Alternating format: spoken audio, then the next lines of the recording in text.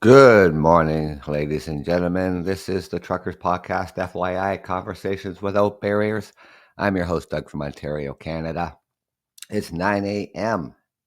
It is already November the 30th. Can't believe it.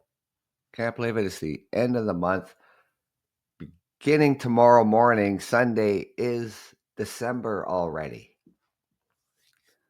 I hope everybody is having a good start to their weekend. And to all the American people out there, I hope you had a really good Thanksgiving,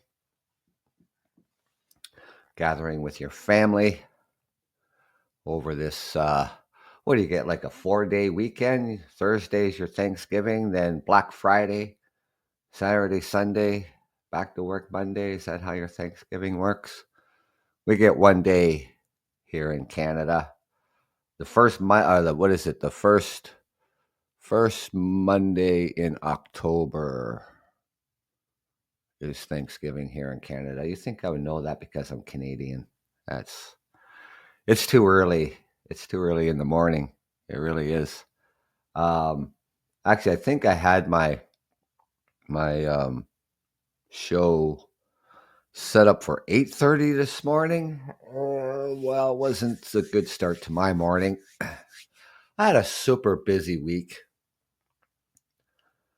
Tired as all heck, but I got to do my shows in the morning, Saturday, Sunday mornings, because I did try to do weekday evenings, and that didn't go off too well because my days are just too long. Start early in the morning and end in the evening, and then by the time I get home, it's not feasible to do an evening show Monday to Friday.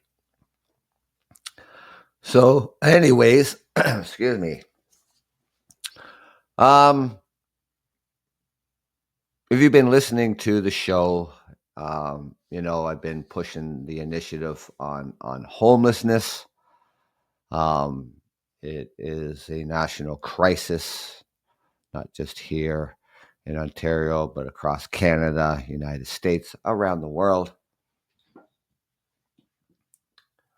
Um, Here in the city of London, Ontario, where I reside, um, city council, they've had plenty of meetings with the social service agencies, and one in particular is the ArcAid Mission Services. Um, Last winter, um, they set up to have overnights throughout the winter months for the homeless, given money from the city to do so. 30 beds. They opened up another location for 60 beds. They've been looking for more money from the city um, to operate as an overnight shelter um, past December, like for the rest of the winter months. And so far, it doesn't look like if they're going to get any or they're going to get very much money. We don't know. The federal government um, has a $250 million plan that cities are going to get X amount of dollars to help with the encampments. And it looks like London is going to get like $5 million. And understanding the article that I was reading a week ago was $5 million over 2 years. So that's only 250 million, or um, half of that this year and half of it next year. That's how I'm understanding understanding that. But if the arcade doesn't get enough money by the end of December, then that overnight shelter of the 30 beds will then have to close as an overnight shelter, but the arcade will still be able to operate and provide the services it's always been able to provide. And that is a warm spot to stay, to get refreshments, snacks. They always offer dinner 7 days a week. The City of London does not have a winter response plan for the homeless. So the mayor says, unfortunately, people have to stay out in the cold this winter. That's unacceptable. They had a winter response plan last year. Why did they not implement it again this year? I really don't know. So I wrote this plan up, and I'm almost ready to email it off to the City of London. Say, here's a response plan for you for the winter. Implement this. Nobody should have to stay out in the cold. Nobody should have to be in tent encampments. Nobody should have to live on the streets. Especially in this day and age. We're in the 21st century, and you think that we would have, and like anywhere else, that we would have enough housing, enough supports in place, that we should be able to solve homelessness 10 years ago.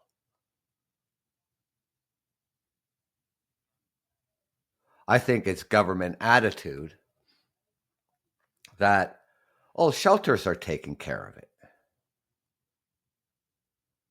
You know, we have the mission services, we have the Unity Project, we have the women's shelters, women and children's shelters. A lack of social housing and housing.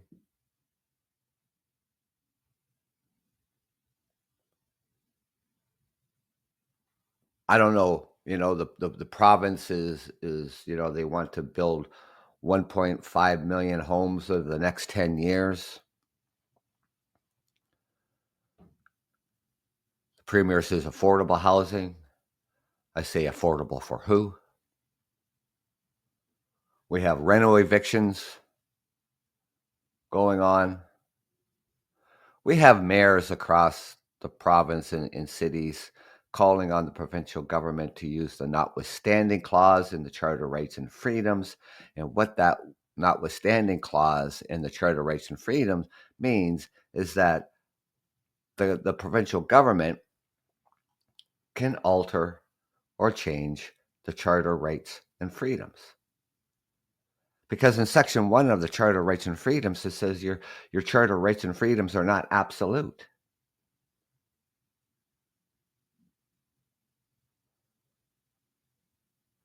Section 7 gives people, you know, the right to life.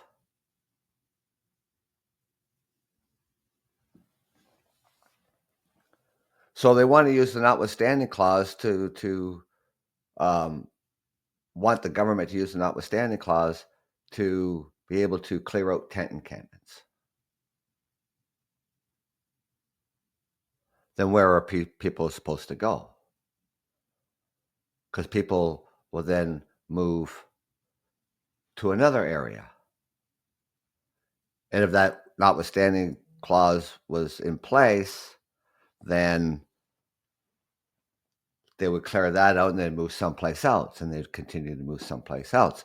It would be like Keystone Cops.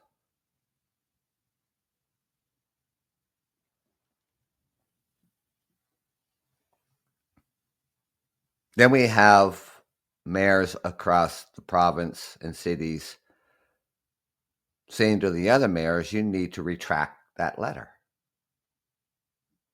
We don't support that. Shutting down safe injection sites. The province is closing 10 of the 19 by next March. Harm reduction is important. That's, they had these safe injection sites.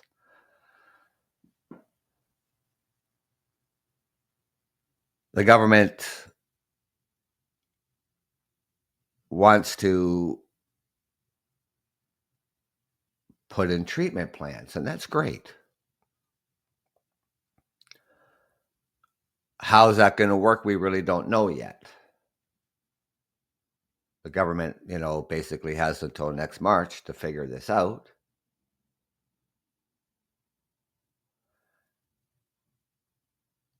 And then we had a mayor of a city saying that people who have a mental illness and a drug addiction turned around and said that the Charter of Rights and Freedoms are not meant for people who have a mental illness and an addiction. You can't be more wrong about that. Charter of Rights and Freedoms protects everyone.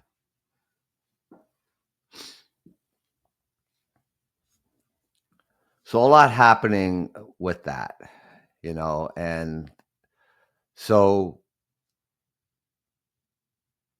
I wrote the title, Project Homefront.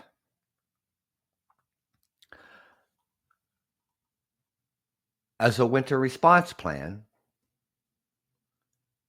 for the City of London. Now, as I recall, I think it was 2021, 2022, they had a winter plan in place. They refitted office trailers.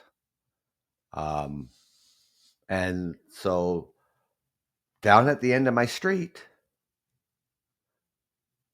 and across the street from a small park and a community center, they set up these refitted office trailers for shelter for the winter. We had some grumbling in the neighborhood, but that settled down. And it went off without a hitch. It was staffed 24/7. They had security, and there wasn't any problems. So then they tried it the next year, and they were going to put it in a city-owned golf course, which is closed. And the building on there, someone decided that they didn't want that set up there, and they burned down the clubhouse because they're going to use the clubhouse for cooking, where people could sit in there, have something to eat, add some showers. But someone didn't like that idea. That was really unfortunate. And then they moved it to another area, and they set up there, and that went on without a hitch. But what happened this year? I don't know what happened this year.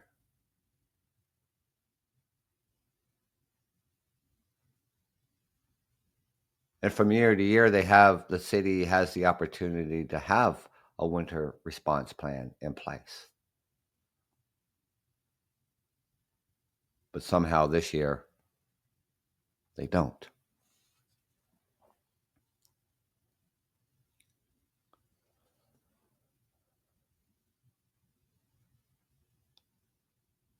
So we want to find, I mean, they know how to do this. And like I said, why they're not doing it, I don't know. Finding stability and hope. So we're discussing a winter response initiative aimed at addressing homelessness during the colder months. We'll explore key components in our winter response plan and how it can make a meaningful difference as winter approaches. It's critical to ensure that individuals experience homelessness have access to safe shelter and essential services. And this winter response initiative, integrated with Project Homefront, aims to provide immediate support, long-term solutions, and engage the community to address homelessness.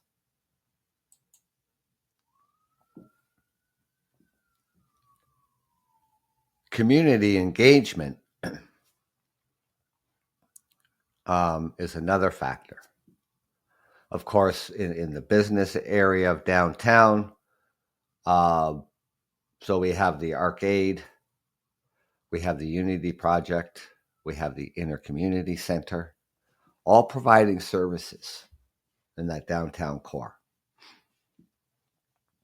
The Unity Project has been in that downtown core for over 40 years. The arcade. The Unity Project has probably been down there probably about 20 years. The Intercommunity Center probably about around the same time, which offers services to people who are homeless as well, offering other types of services. The Business Improvement Association, is pushing back about more services being down in the downtown core, community as well. I understand that. We get problems. It seems we get problems. It doesn't matter where we are in the city.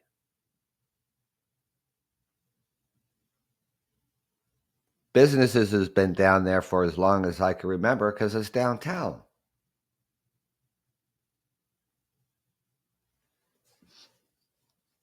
And they're complaining of why just in one area? Why not? They're saying, why don't we have them scattered all across the city? Community services for the homeless.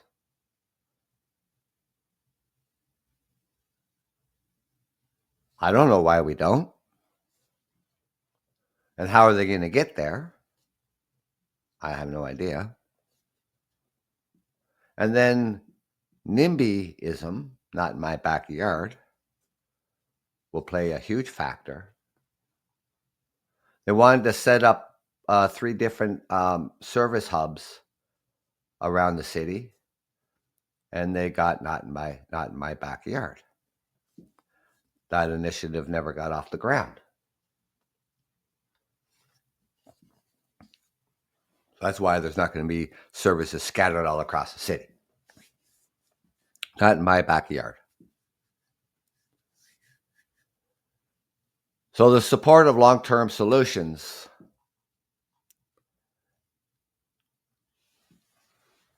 and engagement, the community to address homelessness. So let's break down what the integrated initiative is about. One of the cornerstones of our initiative is to establish a Homefront winter hubs. These hubs will provide immediate access to shelter, warmth, and essential services during the winter months. So imagine walking into a warm, welcoming space where you can find temporary shelter, hot meals, health care, mental health services, especially during the harsh winters. Winter Hubs, the initiative includes emergency and transitional housing. These units offer temporary accommodations while individuals work towards permanent housing. Now, like I mentioned, they had these office trailers refitted that they could use. Where are they right now? I have no idea. Maybe they're sitting in a field somewhere, deteriorating. So the traditional housing, these units offer temporary accommodations while individuals work towards permanent housing. The goal here is stability and security, giving people time and support they need to rebuild their lives, case management and support services to help residents transition smoothly and independent living. Even after winter ends, outreach is a critical component of the winter response. And the teams will visit encampments, which, by the way, they're doing now. And today, this weekend is going to be it's going to be a cold weekend, starting ending November, and tomorrow being the 1st of December. We're going to have snow flurries throughout the weekend. Temperature is going to drop below zero. And of course, they have teams that are going out to these encampments, checking in on people who are in these encampments.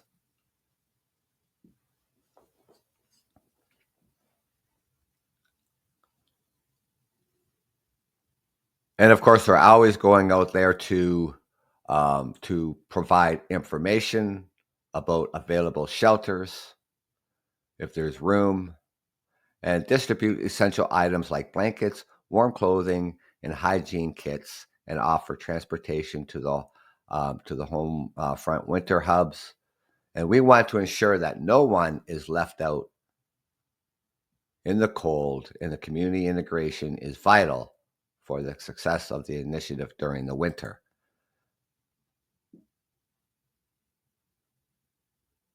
These agencies that are going out around to these encampments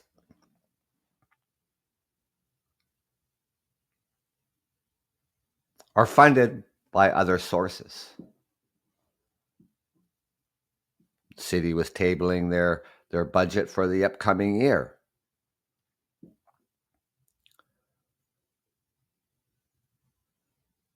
Will they get enough money to keep operating, or do they got to tighten their belts because the city's not going to give them enough money? And this is why, too, it's important to right now, too, is we as a community, we as a people, you can donate to these shelters. You can donate to those services that offer the other services, outdoor services to people who are in encampments.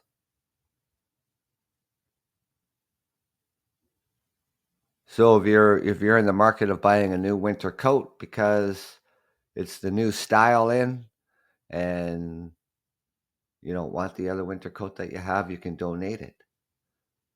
If you're looking for new boots, you're looking for the new style that's in, and your boots are still in relatively good condition, you can donate your boots. Winter hats, winter gloves.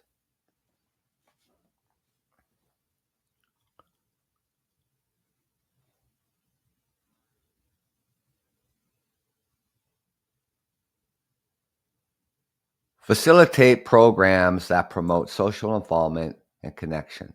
Think community gardens, neighborhood cleanup projects, social events that foster a sense of belonging and reduce the stigma often associated with homelessness. Addressing homelessness requires system change.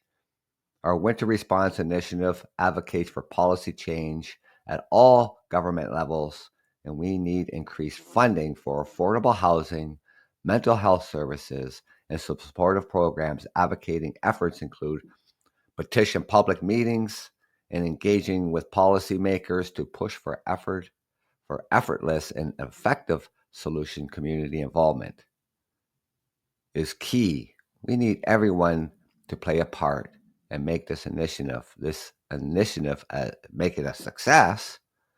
And you can help by volunteering, donating, raising awareness, organize fundraisers, attend town hall meetings. To advocate change, every action counts. Project Homefront is a comprehensive, compassionate approach to addressing homelessness, especially during the harsh winter months, by providing immediate support for long-term solutions. Fostering community engagement, we can make a real difference.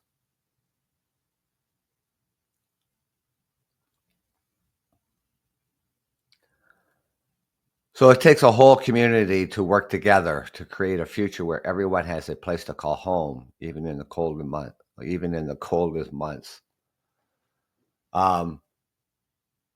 You can see that the city of London, where I reside, the city doesn't have a winter response program.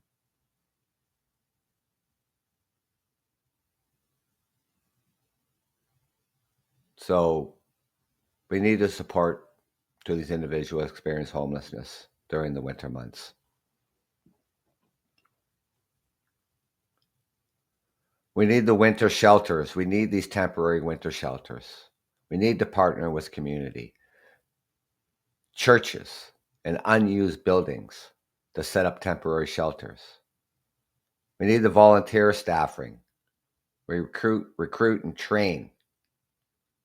We need to provide these essential services that they're open 24/7 during the winter to provide continuous support, outreach, and support programs. Form teams to visit encampments, areas where homeless individuals gather, offering information about available shelters.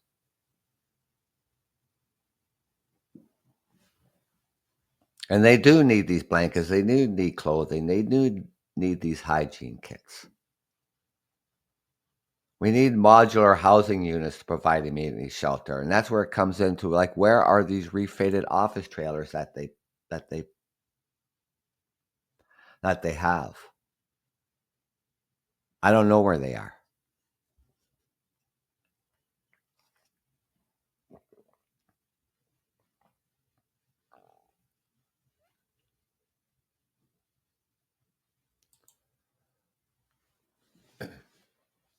So we can get these individuals, get them transitions into housing. Like I mentioned earlier, the city of London had these refitted office trailers that provided shelter. So the importance of supporting it, you can host charity events like benefit concerts, bake sales, and online GoFundMe campaigns. Raise funds for the initiative corporate. Sponsorship. Engage local businesses. Policy change, we need to work with our local governments, federal, provincial, municipality, to advocate for policies that support affordable housing, mental health services, and long-term solutions to homelessness. You can host meaningful meetings in your neighborhood. Get your neighborhood together. Sit down with your family. Sit down with your family and talk about homelessness.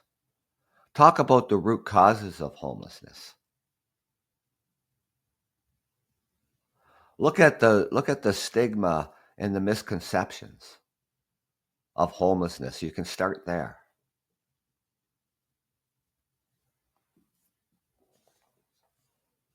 Because believe me, people don't choose to be homeless. Someone just didn't wake up this morning and say, huh, I'm going to be homeless today. Throw the key in the mailbox, call the landlord, said, yeah, I'm out. Just got the clothes on my back. I'm going to be homeless now.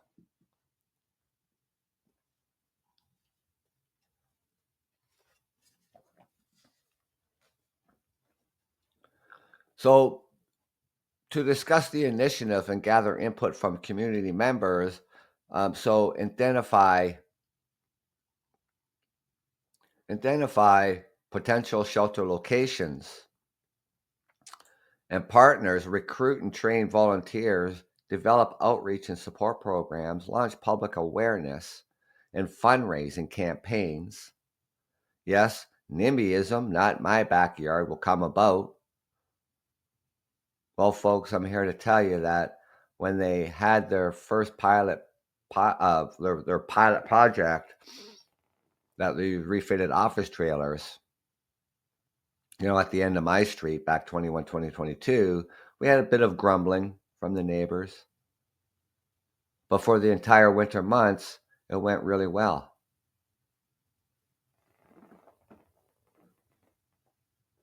Homeless during the winter months, this initiative focused on shelter support services, community engagement, and advocacy to create a comprehensive response to the winter crisis.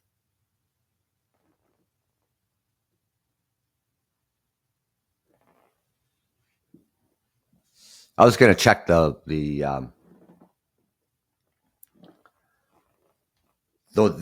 weather, and I was kind of wondering. I mean, is the city in cities in the province, are they going to wait for Environment Canada to issue an extreme cold warning and then respond to get people out of encampments and into some sort of shelter?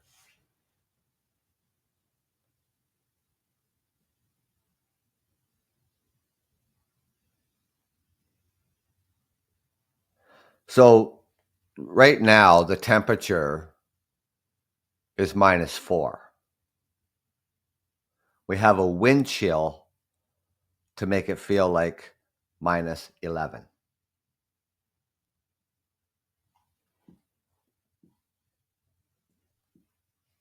We have snow flurries going on right now. As I'm looking out my window, blowing and snowing out. That looks like it's going to be throughout the entire winter or weekend.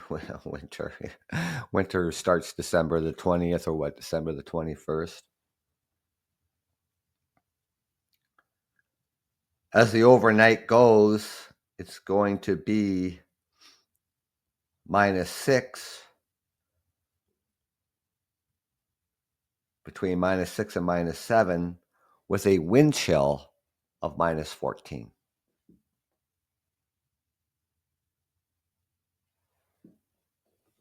And the city of London doesn't have a winter response plan in place.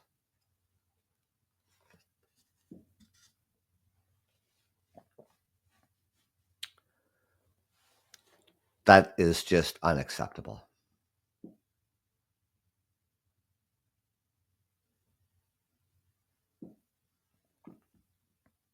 They know how to do this. Why they haven't started it, I have no idea. Now, I've been working on trying to get the CEO of the Arcade Mission Services on my show. We've exchanged a couple of emails. I know that she is really busy. She's running the shelter that they set up at the Arcade, and of course, she has another shelter a few blocks away. Her hands are full. I get that. But it's just, I think it'll be a matter of time when this can take place. I could send out a follow-up email to her and take it from there. and hopefully in the month of December, I can get her on the show. That's what I'm hoping for, and she'll give us more insights about what's going on in her case, particularly at the arcade. Um, being able to operate as a shelter past December. And hopefully they don't have to close 30 beds when we need 30 beds.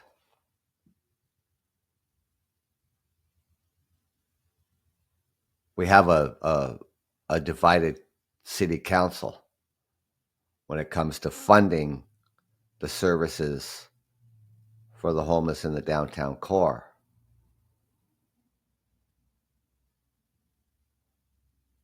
Of wanting to help support and not wanting to help support, and you can't operate that way. You have the Business Improvement Association pushing back, community pushing back. If not there, then where?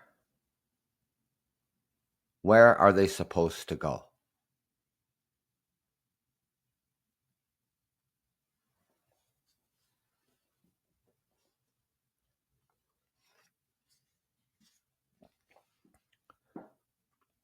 The city of Hamilton, the city of London, and the city of Toronto. So far, these three cities, they've come up with a bylaw to help stop reno evictions. Now, I didn't get a chance to look up Hamilton when their bylaw comes into effect. Toronto just recently finished their bylaw on reno evictions, but that doesn't come into effect until July of 2025. City of London, where I reside, they put together their bylaw. That doesn't come into effect until March of 2025. So in the meantime, any new reno evictions or existing ones can continue. And then I ask myself, the cities, when they put bylaws in, they will set a start date. But when they did a bylaw on tent encampments of where they can't set up, they made that effective immediately.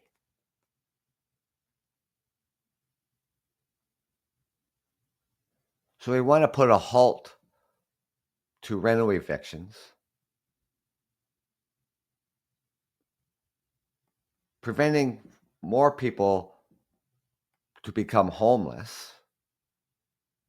And that doesn't necessarily mean homeless on the streets, but homeless is also hidden homeless, where they have no idea what that number is. And they don't do a point in time count every 4 years, they do it every 5 years. So we can say here across Canada, we have anywhere from, 150,000, to 250,000 homeless in the country, but we don't have that point in time count because it's only 2024 and they won't start that until the next year, 2025. So we could say we have in the upwards of 250 to 300,000 homeless. Now, if we could factor in the hidden homeless, which we can't count, that could bring the numbers up well over 300,000 people. They estimate that we have anywhere from 30 to 35,000 people living on the streets every single night. Toronto, being the largest city, they have 10,000 homeless at any given time.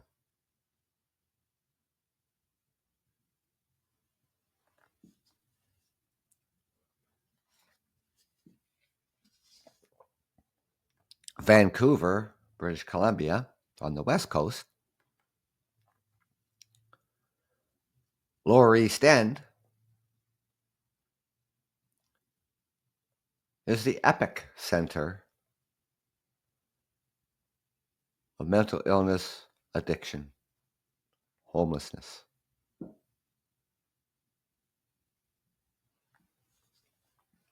I did talk about a while back about the police services of Vancouver.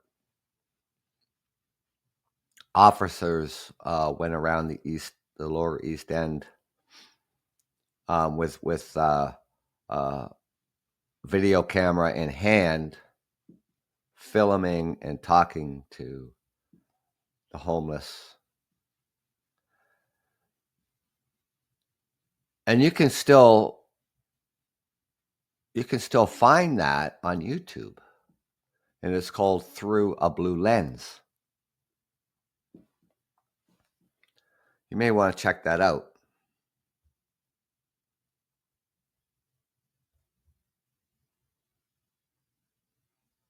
What the initial plan is the city is working on, or any.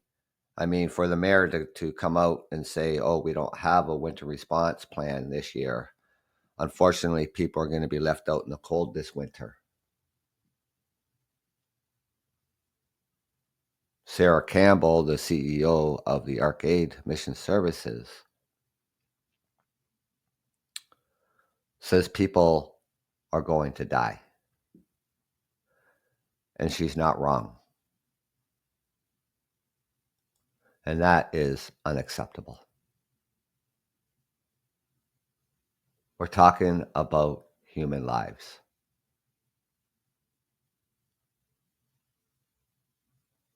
A fundamental right to housing, to shelter.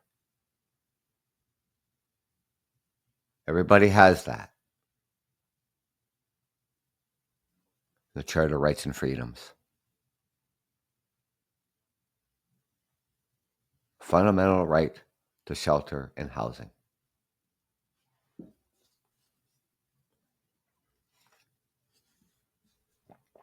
The right to life.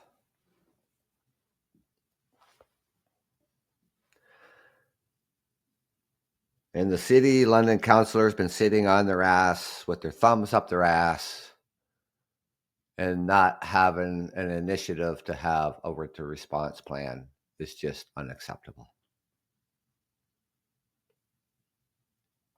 You can't just say that as a mayor, you just can't stand there and say, "Oh, we don't have one," and these people in these encampments are just going to have to just tough it out for the winter. Unfortunately, we're only into 2 years of the city council. We got 2 more years.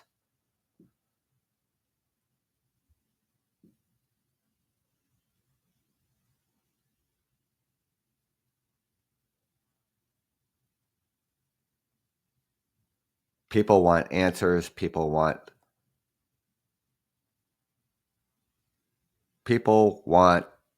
the city to deal with the homeless and the encampments effectively.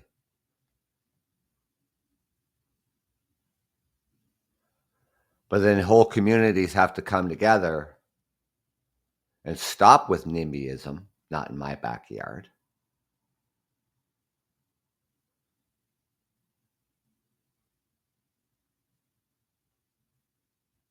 Because we have to shelter them somewhere.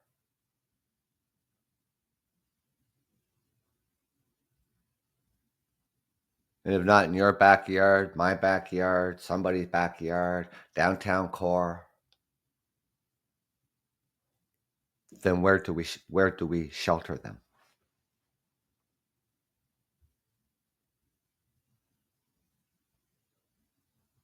And that's why it's important as a community and communities to sit down, to sit down, and like I said earlier, start with your family.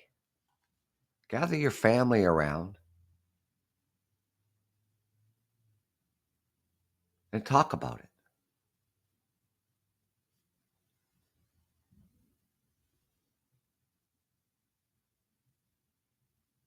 And then attend open meetings with your city officials. Address your concerns and potential solutions.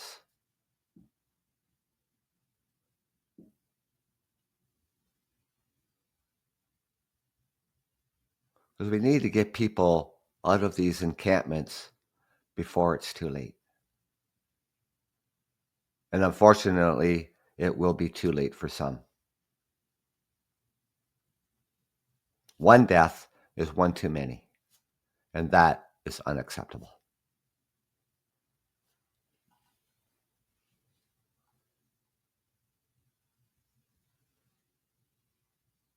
So thank you for joining me this morning, ladies and gentlemen, as I have a busy schedule today. Not like every weekend. I'm not, I have a busy schedule every weekend, because I can't get shit done during the week.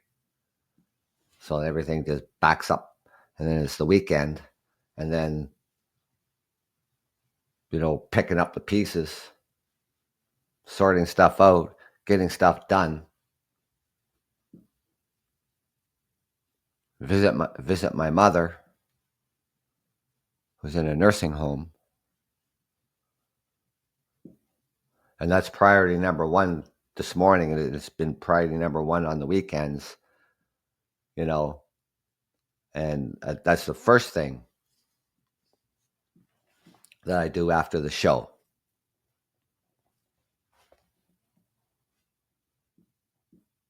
And then everything else will fall into place.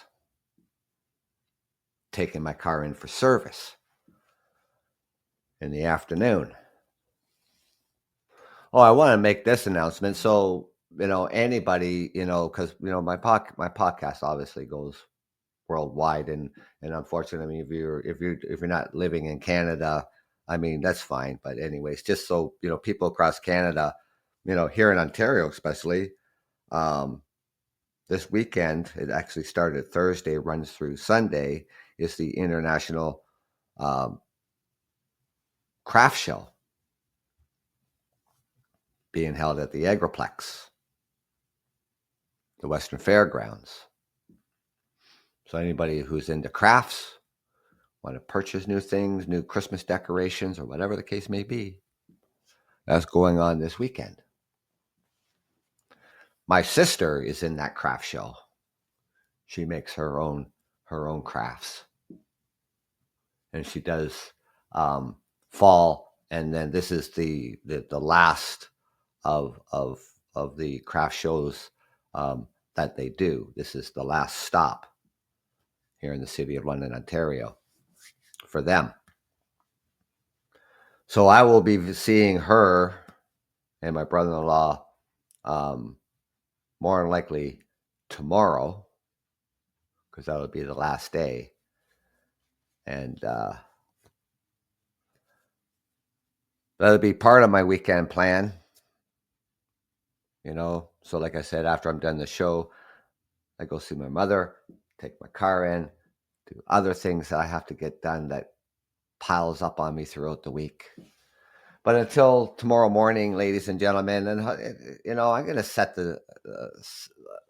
I was supposed to be at 8:30 this morning, and you know how mornings can go sometimes. They don't go as planned, so that's why I changed it from 8:30 till 9 a.m. So I'm going to set the time tomorrow for 8:45 a.m. And I'll have that show posted up later today. So thank you for joining me. And if you can join me tomorrow morning, that's great. If you can't, I understand. Um, have a great weekend. Stay safe and stay warm. This is the Truckers Podcast, FYI, Conversation Without Barriers. I'm your host, Doug, from Ontario, Canada. Thank you for joining me.